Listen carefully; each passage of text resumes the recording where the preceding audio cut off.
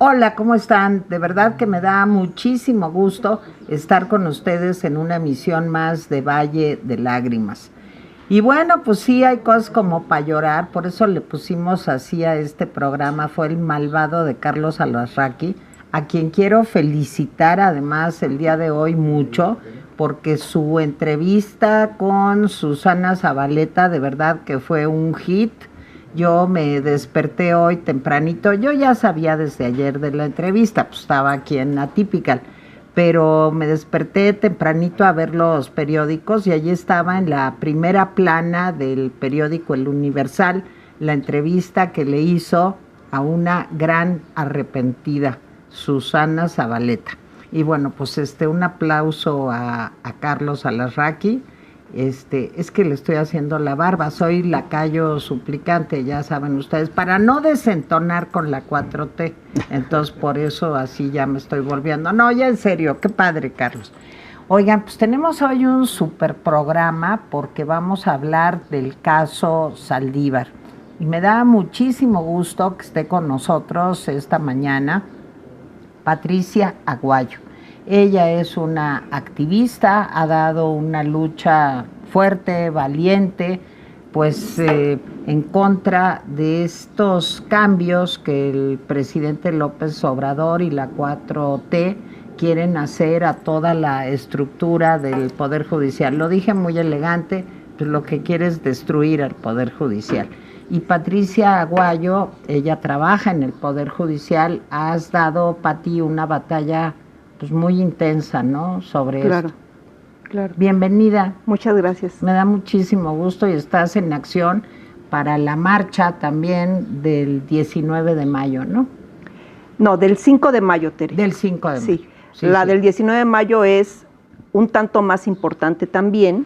Las dos. Pero la de nosotros es el 5 de mayo, es un domingo a las 10 de la mañana en el Ángel de la Independencia. La estamos organizando y convocando los trabajadores del Poder Judicial de la Federación, invitando evidentemente a todos nuestros compañeros que laboran en la propia institución, ministros inclusive, magistrados, jueces, que saben que esta causa es justa, porque defendemos la independencia al Poder Judicial de la Federación, la autonomía a la emisión de resoluciones de una manera imparcial, que es uno de los postulados de la actividad jurisdiccional, sin imposición de criterios, ni de adentro, como ya supimos que ocurrió en el ejercicio del licenciado Saldívar, y mucho menos de afuera, que es algo que también ha ocurrido en los últimos años por intromisión directa del presidente de la República y que él mismo reconoció en una de sus mañaneras o en varias de sus mañaneras, en donde él cínicamente decía que le llamaba por teléfono a Saldívar y que le decía, mira, dile al juez, dile al magistrado que cuide esto, que ponga atención en esto otro. Asuntos evidentemente de gran interés para él. Así es, Pati, de eso vamos a estar platicando justamente en este programa, no se pueden ir, porque está con nosotros también el día de hoy el doctor Javier Martín Reyes. Javier, eres amigo de este programa, has estado aquí con nosotros en varias ocasiones, y bueno, el doctor Martín Reyes pues es un abogado prestigiado, conocedor, él trabaja en el Instituto de Investigaciones Jurídicas de la UNAM. Y bueno, yo quisiera que nos ayudaras, Javier, a desenmarañar cómo empezó esto. Lo que dice Pati es muy cierto, el presidente López Obrador, aunque ya sabíamos de sus intentos reiterados en apoderarse del Poder Judicial, pues de pronto el presidente pues admitió que había intervenido en decisiones que se habían tomado en el Poder Judicial a través del presidente ministro de la Suprema Corte de Justicia de la Nación, el señor Arturo Saldívar. Y creo que a partir de ahí, por eso me gustaría mucho que nos ayudes a ver cómo ha ido evolucionando el problema, creo que a partir de ahí es cuando abiertamente se ve la intención del presidente pues de terminar con el equilibrio de poderes, y además es cuando se presenta justo una denuncia que involucra a más de 61 personas que trabajan en el Poder Judicial, jueces, magistrados, en fin, pues que resultan presionados, acosados, intimidados, amenazados, pues por todo este entramado que hay formado por Arturo Saldívar, presuntamente, voy a decir para que no digan que estoy evitando la presunción de inocencia, por Arturo Saldívar, por el entonces director jurídico de la presidencia, Julio Scherer, en fin, y se va viendo pues claro, una cantidad de hechos que nos preocupan mucho, sobre todo para los que somos demócratas. Javier, cuéntanos cómo has ido leyendo todo esto.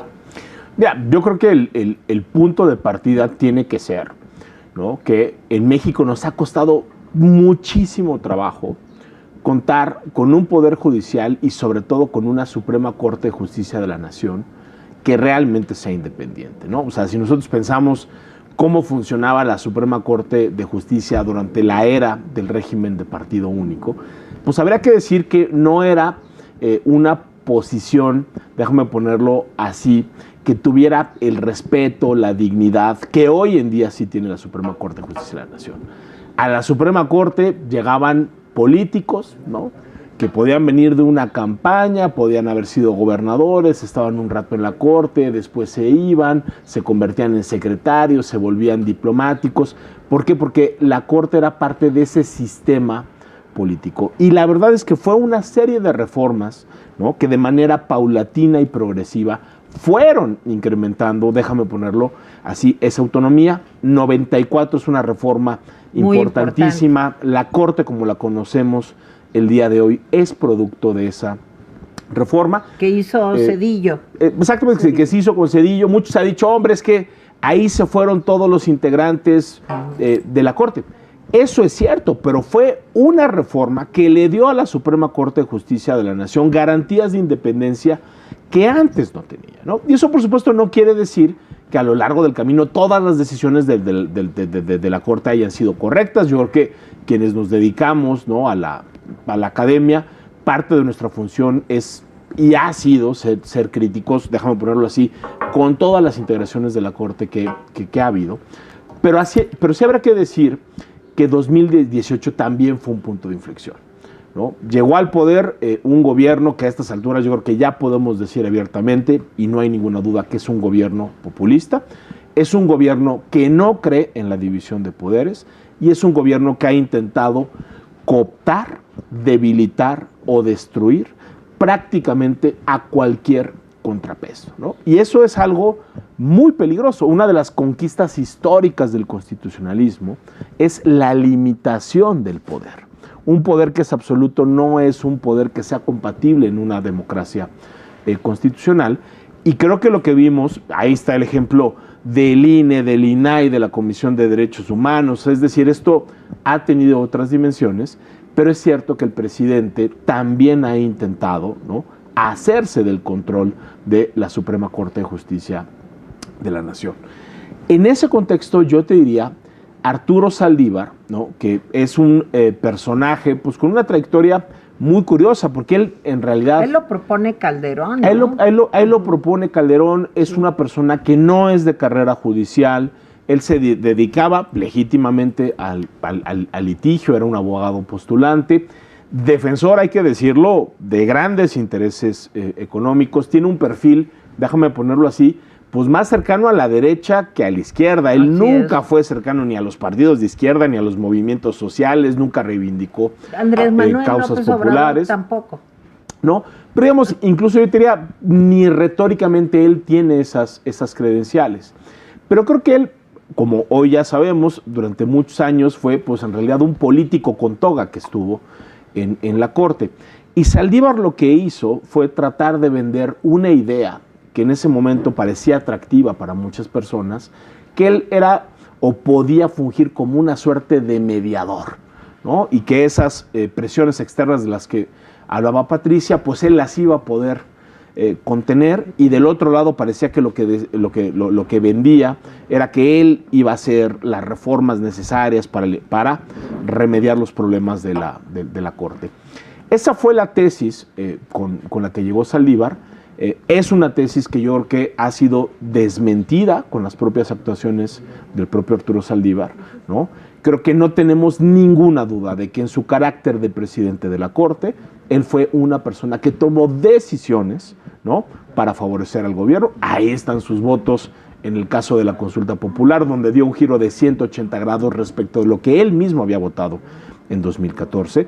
Ahí está la muy tramposa forma en la cual contó los votos en el caso de la ley de la industria eléctrica. Ahí están sus votos en los casos de militarización. Y eso yo te lo diría, ya lo sabíamos, es público. Basta leer las posiciones de Saldívar antes de ser presidente y las posiciones de ser presidente. Pero sí había una duda todavía en el debate público, que era la función que desempeñó ya no como presidente de la Corte, sino como presidente del Consejo de la Judicatura Federal. Sí, claro, que es donde, ¿no?, la cosa se pone peor.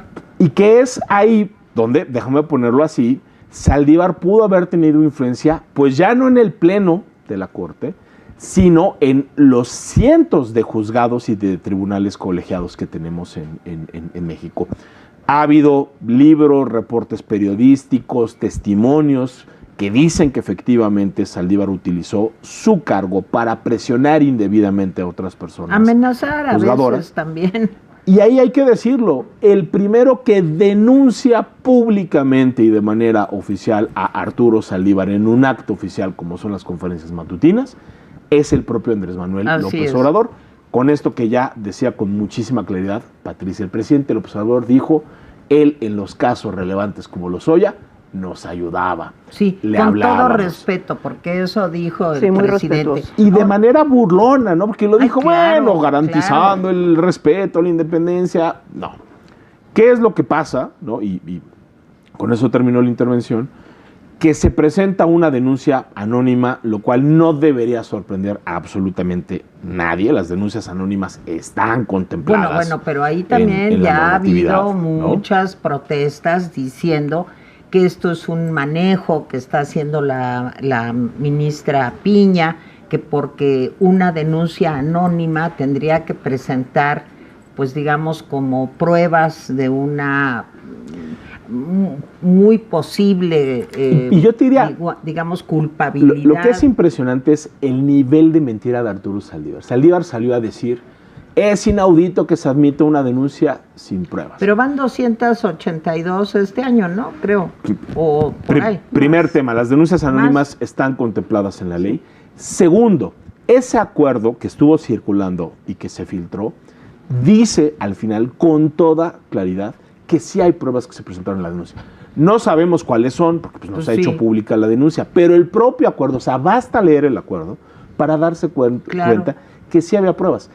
Y tercero, yo te diría, hubo una reforma en el año de 2020, cuando Saldívar era presidente del conjunto, del Consejo de la Judicatura, que se hace una reforma al acuerdo general que regula estas cuestiones para aceptar denuncias anónimas y sin pruebas, tratándose de violencia sexual o de género. Y una de las cosas que se señalan en esa denuncia es precisamente eso. Entonces, yo lo que te diría es, jurídicamente, creo que la ministra la presidenta del Consejo, Norma Piña, no tenía de otra. Pues imagínate, le llega una denuncia anónima con pruebas, con hechos gravísimos, pues ni modo que la guarde en un cajón, pues ahí ella estaría incurriendo en responsabilidad. A mí me parece que la manera en la cual actuó la ministra Piña es simple y sencillamente como debía actuar.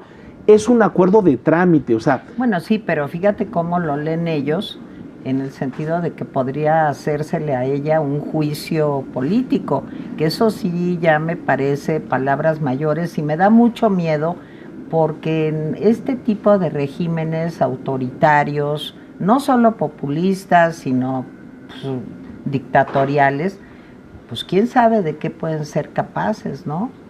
Sí, a ver, y yo te diría, pero ahí ves la diferencia, ¿no?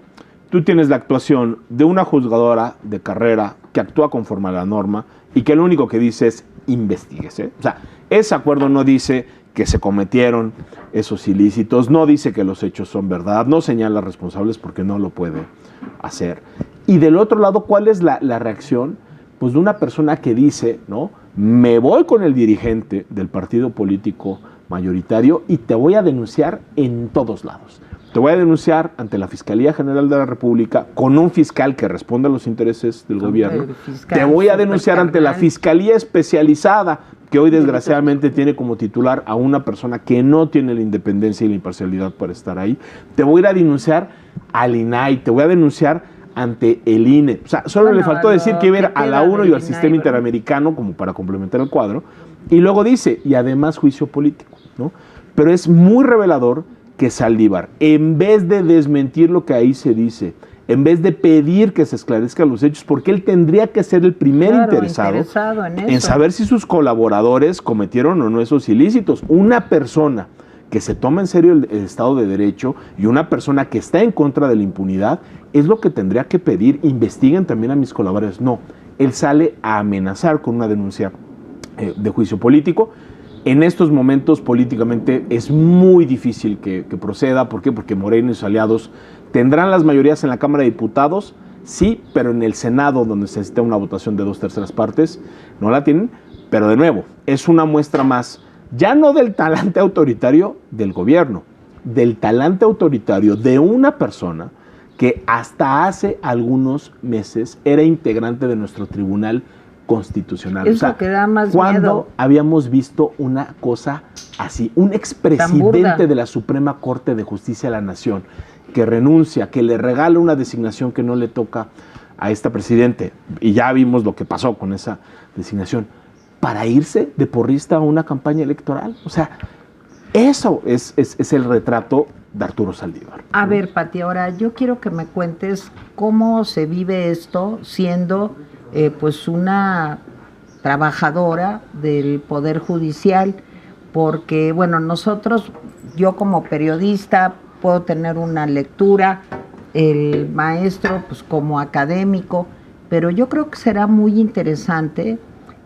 sobre todo, Pati, no sé si coincidas conmigo, pero también en el fondo, además del afán de destruirlo todo, porque él es un destructor de instituciones profesional, creo que además de eso, pues también hay intereses económicos por ahí, ¿no? No le importa la situación de los trabajadores, si esto puede afectar pues una vida de trabajo, una serie de prestaciones, los famosos pues bolsas o fideicomisos que existen. Cuéntame esa parte del asunto. Sí, cómo no. Antes que nada, esta intromisión, agresión, desacreditación al Poder Judicial de la Federación, lo vemos todos los trabajadores, sin ninguna excepción, como una gran ofensa, porque están mintiendo sobre nuestro trabajo, sobre la conducta, al menos de la mayoría de los trabajadores que honestamente laboramos en esa institución, y que estamos actuando de una manera responsable y eficaz. ¿Para qué? Para defender los derechos de los trabajadores, de todos los ciudadanos mexicanos. Eso es lo que hacemos en el Poder Judicial de la Federación. Es el único gran privilegio que tenemos, servir a los ciudadanos mexicanos para defender sus derechos. Y lo vemos desde adentro, porque claro que nos enteramos cuando presionaban a jueces y magistrados. A un magistrado, el magistrado Camero, que lo llevaron hasta la muerte por la presión. Pero dice Saldívar que tenía cáncer, que no sé qué, que eso fue porque además había algo turbio. Yo te digo imagínese, lo que dice Saldívar. Imagínese a una persona... Oye, no me hables de usted, sí estoy grande, pero no tanto. Muchas gracias, Tere. Imagínate, Tere, a una persona disminuida en su salud y que la someten a una presión inenarrable para obtener favores que inclusive son externos a la institución. ¿Tú crees que no se va a morir? Claro que sí se va a morir, hombre, por favor. Y eso Arturo Saldívar lo debe llevar en la conciencia, porque gracias a él, el Poder Judicial de la Federación está dinamitado desde adentro.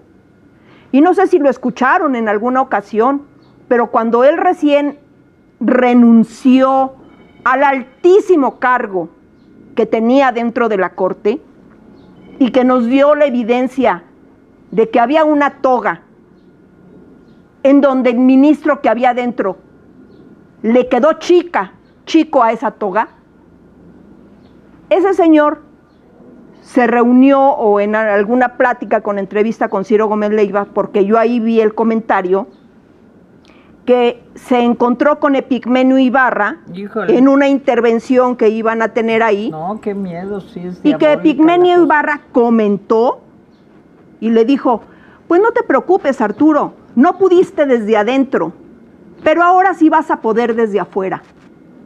¿A qué se refería? Bueno, pues se los dejo a su imaginación, porque ese fue el comentario que hizo. Pero para nosotros es muy claro. Nos quisiste ensuciar desde adentro y no pudiste. Entonces ahora te sales para destruirnos desde afuera. Ahora, evidentemente que el Poder Judicial de la Federación es un gran botín de guerra.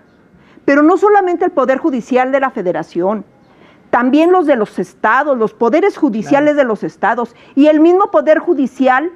El Tribunal Superior de Justicia de la Ciudad de México está en riesgo, porque uno de los temas fundamentales en la reforma constitucional que presentó el 5 de febrero el Ejecutivo Federal es: vamos a quitar los órganos de administración de todos los poderes judiciales y también las áreas donde se revisan las conductas de los integrantes de esos poderes judiciales, y vamos a poner nosotros un tribunal judicial en cada poder judicial, y además un órgano de administración que se va a encargar de administrar recursos humanos, recursos materiales, recursos financieros. Pues están, es que mira, donde hay así, recursos, con las ya manitas que les da comezón por hacerse de los recursos de los poderes judiciales, no solamente del federal, sino los de todo el país. ¿No es eso no solamente una intromisión, sino una ansia de avaricia, de hacerse de esos dineros? Entonces, dime, claro que hay un interés por recursos. Mira, yo creo que hay un interés político, desde luego, pero además hay un interés económico y el afán de una concentración de poder, Javier, claro, que es lo que resulta muy preocupante. Ahora, yo te preguntaría, ¿qué sigue ahora? Porque, mira, después del informe que presentó el Departamento de Estado hace un par de días, en donde pues se habla de los problemas derivados también del presidente López Obrador y su falta de estrategia pues para la delincuencia en México, de la absoluta impunidad que existe en nuestro país. Digo, nomás quiero poner un ejemplo. Si yo voy en mi coche y de pronto llegan unos encapuchados y me dicen, a ver, Teresita, no. Bueno, yo en ese momento, pues te quiero decir que me pondría muy enferma, casi me desmayaría, del miedo. Sin embargo, vemos a la candidata, pues diciendo, sí, no se preocupe, todo va a estar muy bien. Eso nos habla de que vivimos como normalizando la impunidad, Javier. Entonces, no solamente se trata de destruir a un poder, sino que en lugar de fortalecer mecanismos que controlen, que no se trata de reprimir, pero se trata de tener, pues la frase trilladísima de Weber, pues el monopolio pues, claro, de la violencia. Pues eso no pasa, es como un juego totalmente al revés de lo que debe de suceder en México con el Poder Judicial. Y esto del Departamento de Estado, pues molestó muchísimo al presidente, pero sin embargo yo no veo ningún paso hacia, pues realmente tener un un control mejor de la delincuencia, del narco, del crimen organizado, que no hay día que no nos desayunemos con 5 descabezados, un número de, llevamos 185,000 muertos como nunca en ningún sexenio en esta administración. ¿Qué sigue entonces, Javier? Mira, Tere, yo creo que la respuesta a eso, y me la pones muy complicada, pero creo que lo que sí podemos decir con certeza, Tere, es que en las elecciones de 2024 sí nos jugamos cuál va a ser la respuesta frente a esa crisis, ¿no? Yo creo que han transcurrido pues ya más de 5 años de este gobierno. Sabemos que este gobierno es muy bueno para destruir instituciones, pero es muy malo para construir unas nuevas. Y creo que uno de los mejores ejemplos de eso, Tere, han sido las instituciones encargadas de la seguridad pública y de la procuración de justicia.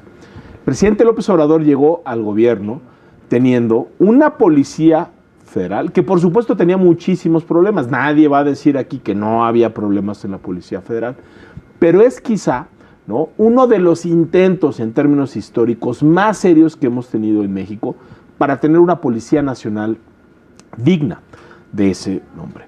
¿Qué es lo que hizo el presidente? Destruir, desaparecer a la policía federal, deshacerse de todas las personas que ahí trabajaban prácticamente, tanto a los buenos elementos como quizá los elementos que quizá tenían que estar fuera, pedir una Guardia Nacional que primero dijo que la quería militarizada, y ahí democráticamente las dos cámaras, la Cámara de Diputados y el Senado, le dijeron al presidente: no, ¿le vamos a dar una Guardia Nacional?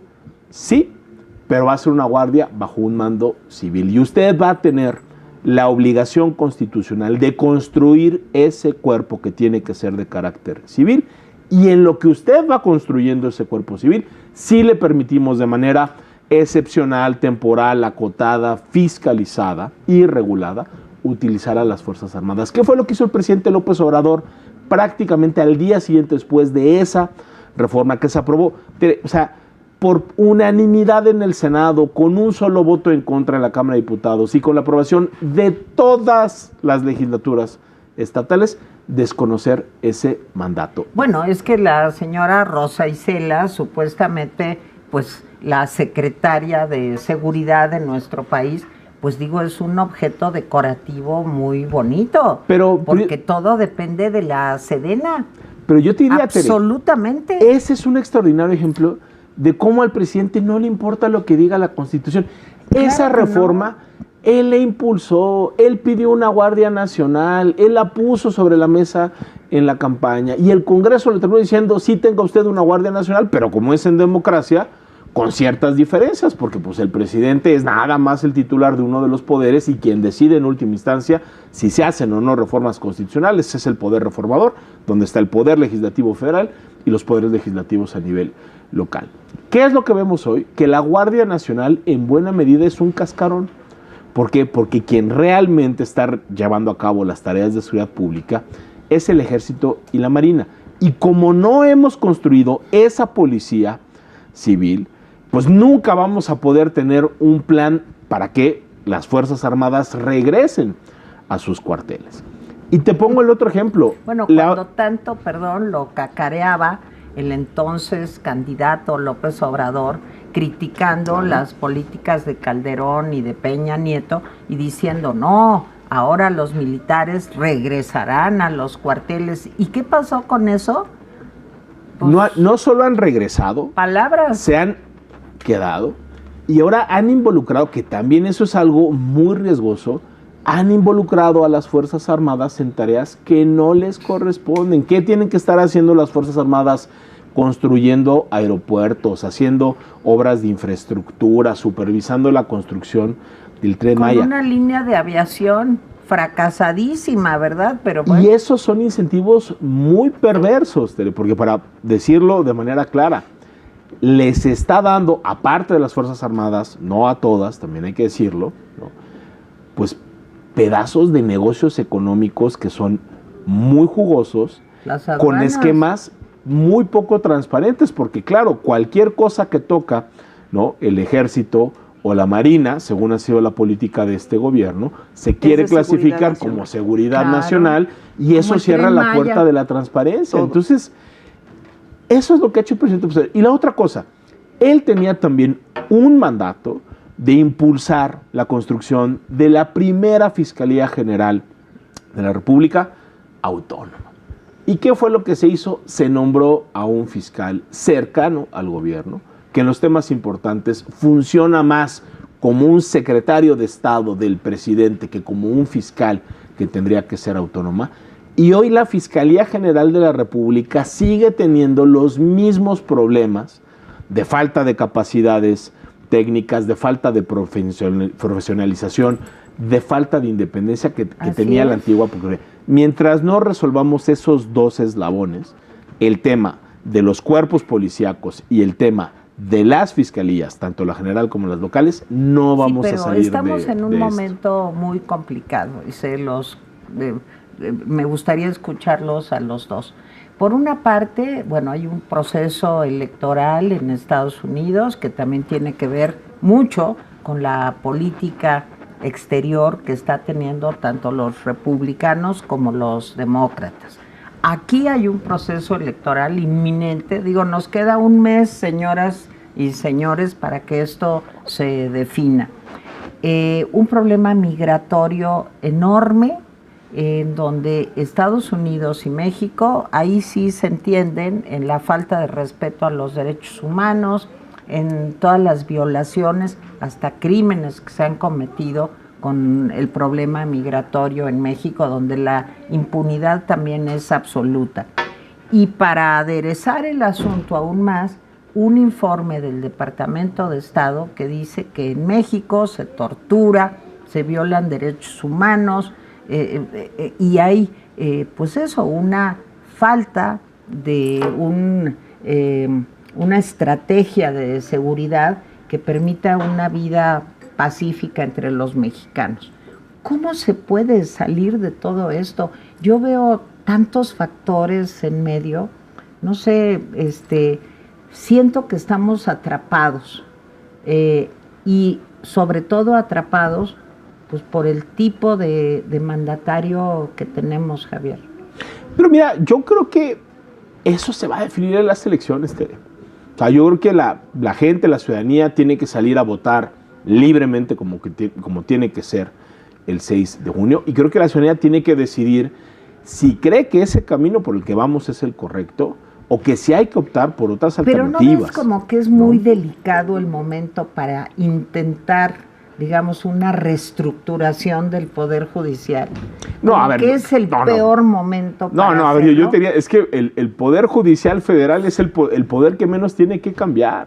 O sea, lo digo de verdad, o sea, no estamos diciendo que el Poder Judicial sea perfecto, pero el proceso de profesionalización que ha tenido la judicatura históricamente a partir de la creación del Consejo de la Judicatura es de los pocos servicios profesionales y de carrera que funcionan en este país. Las personas, en su mayoría, que trabajan en el Poder Judicial, están ahí para la mayoría de los cargos de mayor rango porque hicieron una evaluación, porque pasaron exámenes, porque han pasado controles y evaluaciones en su desempeño, porque se les supervisa, porque han demostrado tener los conocimientos. Ojalá tuviéramos en el Poder Ejecutivo, ¿no?, en los estados, claro, ¿no?, claro, en los poderes ejecutivos locales, en los poderes judiciales locales y en las fiscalías, un servicio profesional conformado con personas que tienen tanta vocación de servicio, que tienen tanta experiencia, exacto, como lo hay en el Poder Judicial. Entonces aquí la paradoja es que lo que funciona bien se quiere destruir y las muchísimas otras cosas que funcionan mal, empezando por el Ejecutivo, pues y por eso ha utilizado a los militares, porque el propio presidente no cree en su burocracia, no cree en sus secretarías, no cree en las dependencias de la administración pública. Bueno, y también ahora sí que loco no come lumbre, porque digo, yo, si quieren que les diga, a mí lo que más me preocupa no es el 2 de junio, sino el 3 de junio, porque como un no demócrata, que es el presidente, nunca acepta una derrota, y yo lo que me pregunto es si realmente se da el triunfo de Xóchitl Gálvez, que es lo que al menos yo quiero, ¿va a ser capaz el presidente de aceptarlo? Me da miedo, pero bueno, no nos desviemos. A ver, Pati, ¿cuántos años tienes trabajando tú en el Poder Judicial? Cuéntanos tantito eso. Yo tengo 21 años de estar trabajando en el Poder Judicial de la Federación. Y desde el primer día que entré, hace 21 años, yo tuve que presentar un examen para ganarme una plaza. Un examen en donde participaron 2.500 personas. Y yo saqué el 7º lugar. Y me hice de una plaza dentro del Poder Judicial de la Federación. Y desde ese mismo día he estado en constante capacitación, tomando cursos, actualizaciones, maestrías, especializaciones ahora con el nuevo sistema de justicia laboral. Y no he dejado un solo año de tener cursos, de tener capacitaciones, violencia de género, o sea, todos los temas actualizados a nivel internacional estamos obligados a seguirlos en el Poder Judicial de la Federación. ¿Y por qué me fui yo al Poder Judicial? Yo antes trabajaba en el entonces Tribunal Fiscal de la Federación, porque yo quería ser juzgadora. Y el único lugar de toda la República Mexicana hasta la actualidad en donde se imparte de manera formal la carrera judicial es en el Poder Judicial de la Federación. Y si quieres que te diga, y eso yo lo viví personalmente, digamos, están preocupados también en el Poder Judicial porque se juzgue con una perspectiva de género, pero desde hace muchos años. A mí me he ido en un número interesante de ocasiones a hablar del problema de género, de juzgar con una perspectiva de género. Y creo que también lo que está pasando en este momento, pues nos deja muy mal paradas a las mujeres. No solamente estamos viendo el caso de Patricia, pues que tiene toda una vida dedicada a prepararse, a profesionalizarse, pero a ver, Javier, ¿qué pasa en la Suprema Corte con las ministras? Vemos a una señora Loreta Ortiz, pues digo, entregada, porque ella ha sido parte de Morena, y además de que ha sido parte de Morena, es esposa de una persona muy cercana al presidente López Obrador, Ortiz Pinchetti.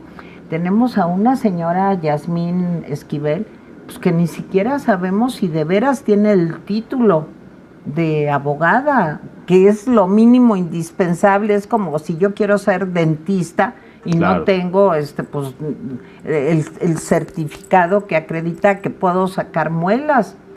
Y también esposa de alguien con conflicto de interés. Claro, que es Riobó. De un empresario muy cercano también a la 4T.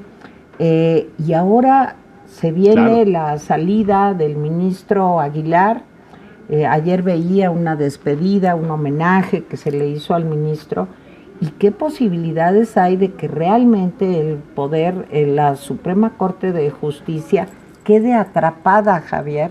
Pues porque el número de ministros, si se llega al terrible número de 4 ministros muy cercanos a los dictadores, pues va a ser muy difícil que se tomen decisiones independientes. No, yo diría, ahí el riesgo es enorme, ¿no? Yo te diría, creo que una de las cosas que sí habría que cambiar, y eso se ha dicho ya durante muchísimos años, pero hoy estamos viendo las consecuencias, es que el procedimiento de designación que tenemos de ministras y ministros, Tere, es un procedimiento que cuando uno lee rápido la Constitución, le da la apariencia de que genera un equilibrio de poderes. Y durante muchos años se decía, bueno, pues es que quien propone es el presidente, pero la última palabra la tiene el Senado. Cuando uno ve el detalle, o déjame utilizar la metáfora, cuando uno ve las letras chiquitas, pues se da cuenta que es un procedimiento que en apariencia le da la última palabra al Senado, porque el Senado lo único que puede hacer es darse el lujo de rechazarle una primera terna al presidente, porque cuando manda una segunda, en caso de que transcurran 30 días o no se alcance la votación de 2/3 partes, el presidente puede hacer un nombramiento directo. Dejé afuera el ¿No? caso de Lenia Batres, porque eso sí es verdaderamente lamentable, porque se trata de una persona que desde mi punto de vista no cumple con los requisitos indispensables, los mínimos para poder trabajar en algo tan importante como ser ministra de la Suprema Corte de Justicia. Entonces, ¿cómo podemos salir de esto? Es que yo creo que ahí también hay lagunas legales, porque en otros países no tendríamos que estar soportando esto. Y la amenaza máxima, que Pati, tú también ahí tendrás mucho que decir, esto de que se elija por votación Bueno, eso ya sería el fin, a los jueces, a los magistrados, a los ministros. Oye, y el narco, pues ¿qué no se dan cuenta de que ahí podría haber grandes intereses que se movieran para comprar a jueces, para comprar a magistrados, en fin? Esto es algo que nos debería de atormentar, pero creo que no lo sabemos contar, Javier. Pero de nuevo, yo te diría, la próxima, o sea, el ministro Aguilar en efecto termina su mandato a finales de este año. Lo más probable, porque también con este presidente no se sabe, es que tenga que ser la nueva presidencia quien envíe la terna, y va a ser también un nuevo Senado electo en 2024, quien decidirá si se nombra o no se nombra. Pero entonces, si es Claudia Sheinbaum, estamos hundidos. Y si no nos damos cuenta de que no puede haber mayoría ni simple ni calificada en el Congreso de Morena, porque si no, pues estamos destruidos. y yo te diría, en el caso, por este muy mal procedimiento de designación que tenemos, Tere, importa más la presidencia que el Senado. Porque incluso si ganara, no vamos a poner el nombre, pero si ganara una presidencia que quiere mandar ahí, no a una ministra o un ministro imparcial y técnicamente competente, sino a alguien que funcione como su delegado, pues pondría a mandarnos una terna, como ya la hemos visto, con 3 perfiles impresentables. Se la rechazan y ¿qué es lo que anda? Quita a una persona, reitera a 2 y manda a una tercera. Y ahí el Senado, si le vuelve a rechazar, se nombra. Ese fue el caso de Lenia Batres. Por eso yo te diría, ahí, aunque obviamente lo del Senado va a ser importantísimo para muchas otras cosas, en el tema de la Corte, pensemos que no solo es esa designación del ministro Aguilar, posteriormente se va el ministro Pardo, y si no me falla la memoria, y ahorita Patricia me corrige, después se va el ministro Pérez Dayán, y al mismo tiempo prácticamente también se va el ministro Alfredo Gutiérrez pues estamos Ortiz Mena. hundidos. Son 4 designaciones que habría que sumar a otras 3 que hoy en día quizá eso pueda cambiar en algún caso, pero yo sí veo muy difícil, por ejemplo, que alguien tan cuestionado como la ministra, y con razón, Yasmín Esquivel, vaya a volverse más independiente cuando termine la presidencia de López Obrador. Yo creo que Lenia Batres, mucho menos, porque Lenia Batres es una militante partidista. Sí, hombre, claro. No, Y entonces, activista, siempre. Totalmente. Ella es no lo es que es. alguien que nada más le deba la designación, porque ella sí le debe su designación a una sola persona, Exacto. que es el presidente del observador. Ella ideológicamente no está ahí para ser jueza constitucional. Claro. Ella está ahí para hacer Pero aparte política a de- favor En cada del intervención que tiene de la Corte en vivo, se genera controversia porque la señora ni siquiera sabe lo que Porque dice la es una Constitución. regada al todo lo que hace, porque no tiene idea de lo que hace, no tiene las calificaciones indispensables. Ayer para nada poder menos trabajar. tuvo una discusión con la ministra Ríos Farjat por un artículo de la Constitución que la señora Lenia no conocía o no leía o no se sabe, No. y estaba diciendo, es que la Constitución no lo prevé. Y la ministra Ríos Farjat, discúlpeme, pero ese artículo de la Constitución sí lo establece y señala esto. O sea, que en pleno, en grabación, en vivo, le estén corrigiendo a la señora cosas de primero de la carrera, por favor. Y sí es cierto que estamos en un riesgo muy alto de que ocurra este cambio de dirigencias dentro de la Suprema Corte de Justicia de la Nación. Sin embargo, si un poder o una institución como la que conocemos en el Poder Judicial de la Federación, que es el último dique de contención que tenemos los mexicanos para cuidar de los derechos de todos, evidentemente puede ser perfectible, pero no amerita que se destruya, como se han destruido otras tantas instituciones en México. Claro que se puede perfeccionar, se pueden subsanar errores, como el de la designación de los ministros, inclusive la designación de magistrados y jueces con un sistema distinto, no sé. Pero de eso es de lo que se deberían estar ocupando, y no de estar intentando destruir un sistema para meter un tema de elecciones como si fueran políticos. ¿Qué es lo que en una campaña política le puede prometer un juez o un magistrado a alguien? ¿Que le va a dictar su sentencia como le convenga a ese quejoso? Obviamente que no pueden hacer ese tipo de promesas, porque para empezar no saben ni siquiera qué asuntos van a conocer. Entonces, aquí no se puede estar hablando de una contienda electoral extraordinaria que calificaría el INE inclusive para hacer designaciones de jueces y magistrados. Eso es una aberración. Y si tanto cacareó Saldívar su reforma al Poder Judicial, en donde puso como piedra angular la carrera judicial, ¿por qué ahora están con esta artimaña? ¿Por qué no se respeta la carrera judicial? Hoy, hasta para presentar una solicitud para entrar como un oficial judicial, que es un mecanógrafo, tienen que presentar examen. Y te puedo asegurar que un examen para ese primer puesto de carrera judicial, la señora Lenia Batres no lo aprueba, no lo aprueba. Ella está recientemente alfabetizada, o sea, seamos honestos. Claro, o sea, apenas claro, totalmente. Más o Y yo te diría, ella podrá tener extraordinarias cualidades para ser una legisladora, una dirigente partidista, una activista social. Eso es lo que ha hecho, pues a eso se ha dedicado, técnico. ¿vale?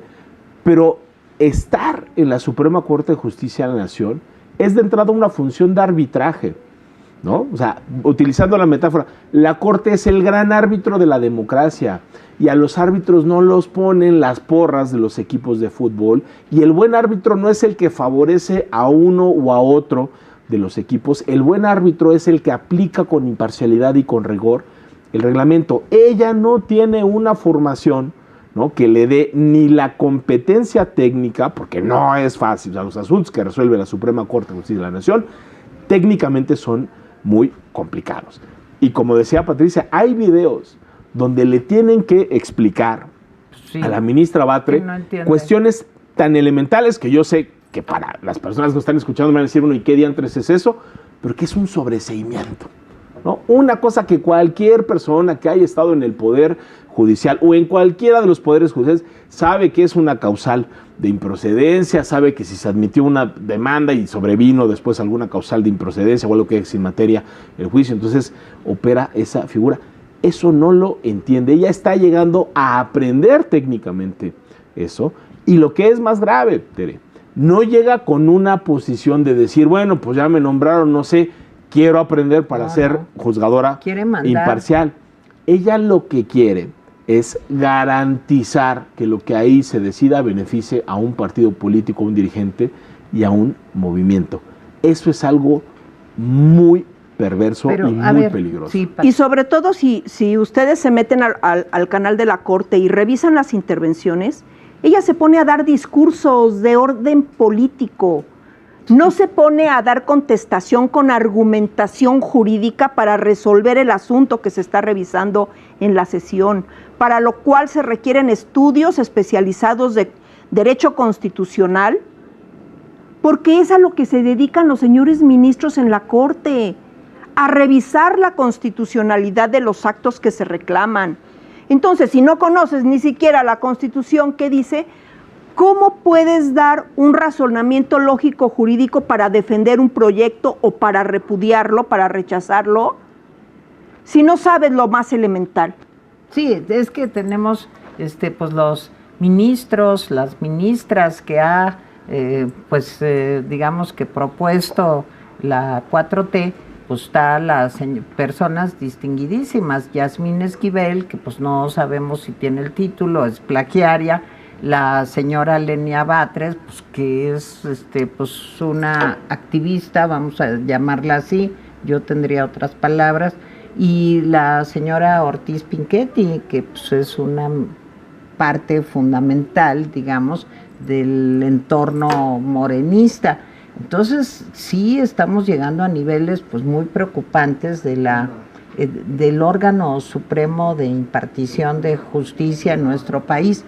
Miren, ya nos vamos a tener que ir, pero a ver, Javier, ¿no crees que es una oportunidad esta muy importante para hacer realmente una investigación a fondo y ver qué tanto tuvo que estar involucrado el director jurídico de la presidencia, Julio Scherer, el propio presidente? Bueno, pues eso lo dijo él en vivo y a todo color en la mañanera, el ministro Saldívar. ¿Crees que de veras se dé una investigación como esperamos muchos mexicanos? Pues mira, yo sí tengo la confianza de que tenemos hoy, por fortuna, en la presidencia de la Corte y del Consejo a una juzgadora de carrera, que podremos estar o no de acuerdo con cierto tipo de decisiones y actuaciones, como es absolutamente normal en una democracia, pero yo creo que nadie puede dudar del talante democrático y del talante de imparcialidad que ha demostrado la ministra. ¿Crees que camine Piña, ¿no? lo del juicio para la ministra Piña? Yo creo que eso es más una amenaza, no creíble, porque de nueva cuenta no va a proceder en el Senado. No es una investigación sencilla, Tere, porque es una lista muy grande. O sea, es decir, estamos hablando de 70 personas juzgadoras que se dice fueron presionadas por Saldívar. Pero claro, este tipo, si fueran ciertas estas acusaciones, pues hay muchísimos ilícitos que van a ser difíciles de probar. Creo que también lo que está haciendo Saldívar no solo es amedrentar a la ministra Piña, eso también es un mensaje para los otros trabajadores del Poder Judicial de la Federación, para que no hablen, para que no digan. Creo que hay que esperar. Yo tengo la esperanza, creo que la ministra Piña se ha conducido, a diferencia de lo que dice un impresentable como Saldívar, de una manera correcta en su mayoría, aunque también hay que decirlo, la ruta jurídica específica para imponer una sanción a alguien que fue ministro, presidente de la Corte y del Consejo, que ya no forma parte del Poder Judicial, no es sencilla, pero creo que ganaríamos mucho si por lo menos se esclarecen los hechos. O sea, creo que como sociedad tenemos derecho a la verdad. Y nada más o sea, si esa investigación pudiera decirnos qué fue lo que pasó, más allá de las responsabilidades eventualmente de las sanciones, yo creo que ganaríamos muchísimo y creo que como sociedad nos lo merecemos. A mí hay algo que me da mucho miedo y es que la candidata Sheinbaum pues ha cobijado a Saldívar.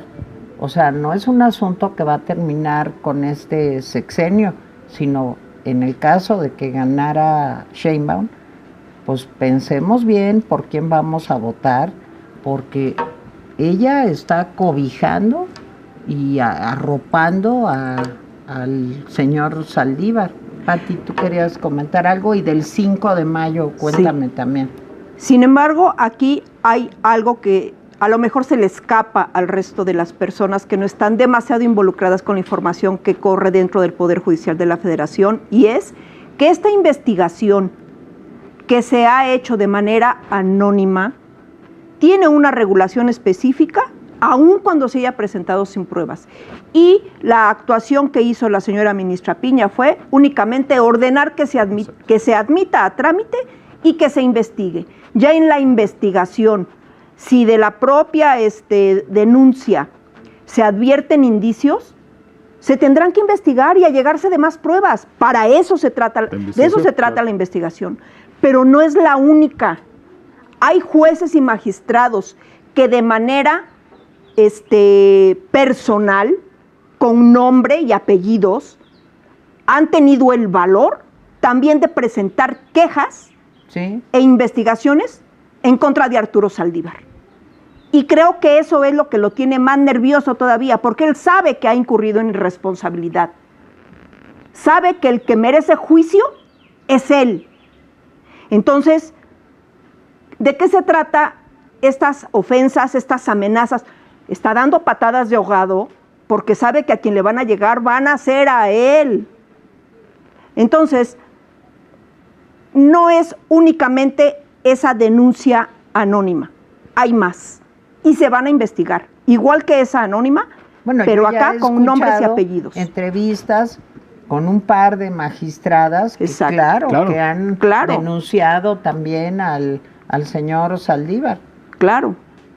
La marcha. El tema de la defensa de la independencia y de la autonomía del Poder Judicial de la Federación es justo esto, que estamos levantando la voz todos los trabajadores que integramos el Poder Judicial de la Federación con la finalidad de poner un alto a estas agresiones, a estas intromisiones. Y justo por eso estamos convocando, invitando a todas las personas que quieran acudir al 5 de mayo, domingo 5 de mayo a las 10 de la mañana en el Ángel de la Independencia. Porque es importante defender no solamente la independencia judicial y su autonomía, sino hacerle ver a todos los ciudadanos, a toda la gente de este país, que somos el único dique de contención y elemento de freno para las arbitrariedades que comete no solamente el Ejecutivo Federal, sino otras muchas autoridades. Y es poner en antecedente a las personas sobre lo que podría significar si el Poder Judicial de la Federación cae. Nos quedaríamos sin un órgano protector de derechos y de derechos de todos los ciudadanos. Y esto va de la mano porque tenemos que crear conciencia en todas las personas, en todos los ciudadanos, en todos a quienes quieran acudir a esta magna concentración para que razonen su voto. Esa es una intención que tenemos de hacerle ver a la gente, mira por qué es importante defender al Poder Judicial de la Federación. Es tu protector, es el que va a defenderte. ¿Y esto será el 5 de mayo? ¿A qué hora? ¿En el Ángel? 5 de mayo, domingo 5 de mayo, aparten la fecha, 10 de la mañana. 10 de la mañana. En el Ángel de la Independencia. Muy bien. Allí los esperamos. Pati. Javier, te agradezco muchísimo que hayas estado con nosotros. Y una última pregunta. Fíjate que lo que estamos viviendo se parece mucho. Leía yo preparando un artículo para el Heraldo donde escribo, que decía que Xi Jinping había dicho en muchas ocasiones que China no podía transitar a un gobierno de poderes, que eso no podía ser para el bien de China. Maduro pues, hizo lo mismo que estamos viendo que se intenta hacer aquí en México. ¿Qué pronóstico? ¿Qué crees que te estoy haciendo la pregunta de Nostradamus, pero ¿cómo crees que evolucione esto? ¿Qué sería lo mejor para la democracia? No, lo mejor para la democracia sería tener gobiernos que crean en la división de poderes, que respeten la Constitución y que estén comprometidos con la garantía de los derechos humanos, ¿no? Ahora, reitero, el 6 de junio, ¿no? El 2 de junio, pues vamos a tener una decisión, todas y todos los mexicanos, sobre qué tipo de gobierno queremos. Y a ver, y aquí no se trata de especular. El presidente de la República, el 5 de febrero de este año, puso sobre la mesa una serie de reformas que supondrían, hay que decirlo, el fin de la democracia en México. La destrucción del INE, la destrucción del Poder Judicial, la limitación de los órganos con autonomía constitucional, son precisamente, ¿no?, esas muestras de que no quieren tener contrapesos, que quieren concentrar de manera muy radical el poder. Y hay que recordar, Tere, que las democracias siempre son frágiles.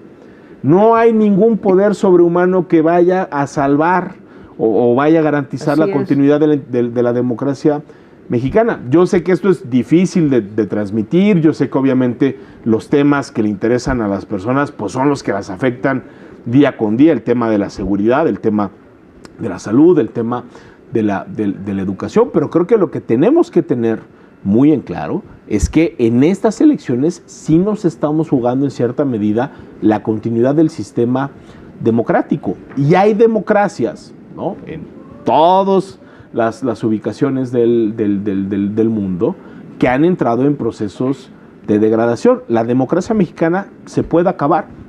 Creo que el día de la jornada electoral, cada persona en su fuero interno, de manera libre y secreta, como tiene que ser el voto, decidirá qué quiere. Si quiere que continúe un proyecto, creo yo, que ha dado todas las muestras que continuaría con la destrucción institucional, o si va a optar por una alternativa diferente. Creo que eso es lo que nos estamos jugando en las elecciones. Pues, doctor Javier Martín Reyes, de veras te agradezco muchísimo que haya estado con nosotros. Patricia Aguayo, muchas gracias. Felicidades por tu lucha. Gracias. Y bueno, pues yo les doy las gracias. Acuérdense, falta muy poquito ya para que sea 2 de junio. Pensemos bien qué queremos pues para México, qué queremos para nuestros hijos, para nuestros nietos, si un régimen autoritario o un país democrático, de libertades y en donde se respeten los derechos humanos. Muchas gracias por habernos acompañado. Muchas gracias. Muchas gracias. Muchas Ustedes un privilegio. Gracias. Muchísimas gracias. Nos vemos la semana entrante. Yo soy Tere Vale. Bye.